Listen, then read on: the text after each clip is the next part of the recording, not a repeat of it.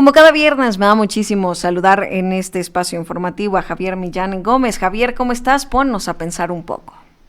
Hola Melissa, ¿cómo estás? Muy buenas tardes, pues saludos a todos que nos están escuchando, sobre todo en un día feriado, como es el día de hoy, ¿no? Así es, Javier, que feriado pero no obligatorio porque el lunes sí se claro. pagaba triple por ser ya establecido conforme marcaba la Ley Federal del Trabajo. Muchos creían, por ejemplo, que hoy sucedía lo mismo.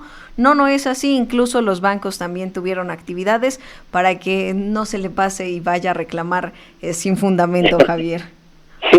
Bueno, pues muy bueno el dato. Pues vamos a aprovechar el día de hoy, el día de 5 de mayo, día de la Batalla de Puebla, para hablar de un tema bien interesante de cómo a partir de nuestra historia, del lugar donde vivimos, va configurando la manera en la que las personas van generando sus conductas, sus formas de pensar, y en este caso quiero hablar sobre Puebla y los poblanos, cómo la historia de Puebla influye mucho en la personalidad de los poblanos. A ver, platícanos.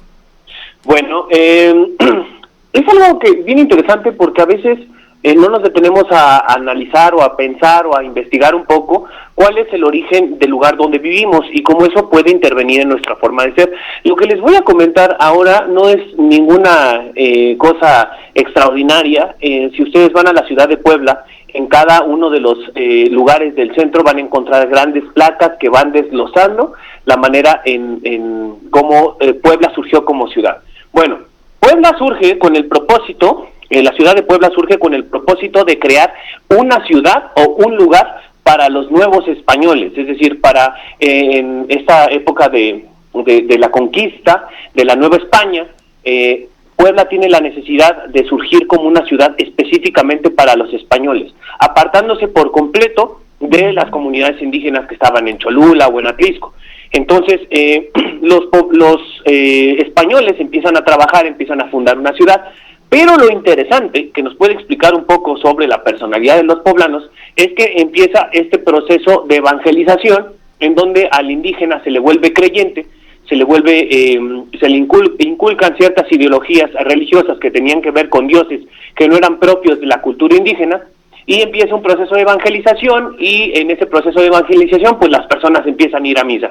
Lo interesante es que, como Puebla fue una ciudad construida solamente para españoles, pues hay un dato bien interesante, en donde las personas empiezan a ir las personas de las comunidades indígenas empiezan a asistir a la misa dominical en iglesias en donde también iban los españoles, y los españoles dijeron, a ver, ¿cómo está esto de que los indígenas se andan mezclando con nosotros, no? Bien interesante. Entonces, el propósito es que en un proceso de evangelización, Puebla empieza a diseñar varias iglesias para que las personas de ciertas comunidades, de ciertas colonias, de ciertos pueblos, asistan a su propia iglesia y puedan convivir en su propio parque. Entonces la ciudad de Puebla, y Cholula ni se diga, por eso tiene tantas iglesias y tantos parques enfrente de las iglesias, para que las personas no se puedan mezclar. Y ya del poblano todavía hay que ver obviamente el proceso en el origen. Ok. Bueno, adelante. ¿Perdón? No, dime, Javier. Ajá. Entonces, bueno, es como interesante un poco cómo podemos nosotros ir desglosando la manera en la que nosotros pensamos o tenemos ciertas conductas. Incluso, una ciudad está estructurada a partir de una historia, de una riqueza cultural impresionante, gastronómica y demás, pero también habría que ver cómo es que el mexicano en sí sabe ser racista, elitista y estas palabras que terminan en ista, porque hay un libro también bien interesante de Francisco Martín Moreno que se llama La Disculpa, en el cual descaprimera un dato interesante. Los ojos puede ir a un dios. Entonces, recuerdo Martín, esas primeros algos indígenas en donde alguien con esas características de piel blanca, de ojos claros, puede determinarse como un dios, ¿no? Entonces ese racismo lo arrastramos en donde vemos a alguien distinto a nosotros como una persona superior. Okay.